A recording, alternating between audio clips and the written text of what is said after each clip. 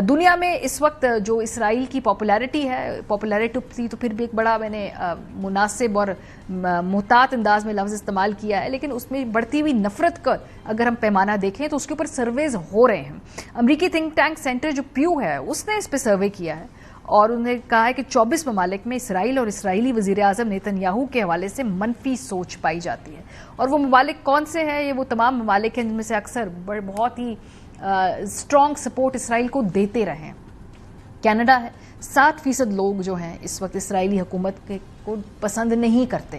امریکہ میں 53%، برطانیہ میں 61%، فرانس میں 63%، جرمنی میں 64%، آسٹریلیا میں 74%، اٹلی میں 66% اور برازیل میں 58%۔ 58% اسرائیلی سمجھتے ہیں کہ ان کو دنیا میں عزت نہیں مل رہی، جبکہ 39% مانتے ہیں کہ دنیا ان کو عزت کی نگاہ سے دیکھتی ہے۔ تو یہ جو پاپولیرٹی ہے یہ بھی بڑی تیزی سے لوز کر دی ہے موجودہ رجیم نے۔ پروگرام کے سلسلے میں ہمارے ساتھ جان حسین ہیں، ایرانی صحافی ہیں۔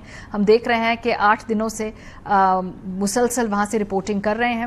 ان کو ہم نے پروگرام میں دوبارہ دعوت دی ہے۔ جہاں زیب علی بیورو چیف ہے واشنگٹن میں ایئر وائی نیوز کے وہاں پہ کیا سنگن ہے؟ ٹرمپ صاحب کی جو اس وقت ٹون بھی تبدیل ہو رہی ہے، وہاں کی انٹرنل پالیٹکس کس طرح سے افیکٹ کر رہی ہے اس وقت ان کی فارن پالیسی کو، اس پہ بھی بات کریں گے۔ بہت سارے لوگوں کا خیال ہوگا کہ بھئی اسرائیل اور ایران کے درمیان جو جنگ ہے اس کا پاکستان اور بھارت سے کیا لینا دینا ہے، لیکن یہ لینا دینا اس لیے ہے کیونکہ اس پورے خطے کے اندر اس جنگ کے اثرات ہوں گے۔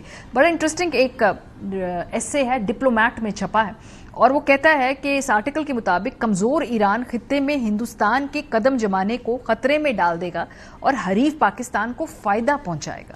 ایران اسرائیل تنازع کئی وجوہات کی بنا پر بھارت کے لیے بھی بری خبر ہے۔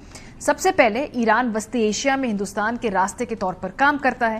ہندوستان نے ایران کی چابہار بندرگاہ میں اربوں کی سرمایہ کاری کی ہے، جو پاکستان میں گوادر بندرگاہ کے مد مقابل ہے۔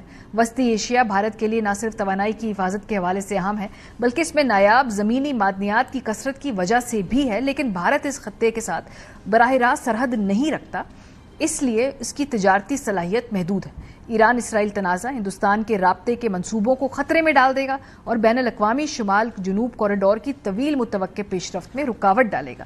علاقائی کشیدگی بھارت اور افغانستان کے درمیان تعلقات کو بھی منقطع کر دے گی اور تجارتی تعلقات بھی چابہار سے گزرتے ہیں۔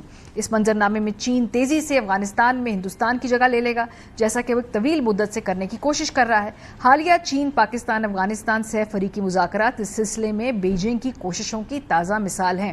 ایران اسرائیل حملے ہندوستان کی توانائی کی سلامتی اور معیشت کو خطرے میں ڈال دیں گے۔ ہندوستان میں تیل کی درآمدات پر بہت زیادہ انحصار کیا جاتا ہے۔ اس کی خام تیل کی سپلائی کا 80% سے زیادہ حصہ مغربی ایشیا کے خطوں بشمول ایران اور دیگر خلیجی ممالک سے آتا ہے۔ اسرائیل کا ایران پر حملہ پاکستان کی اسٹریٹجک اہمیت کو بڑھا دے گا۔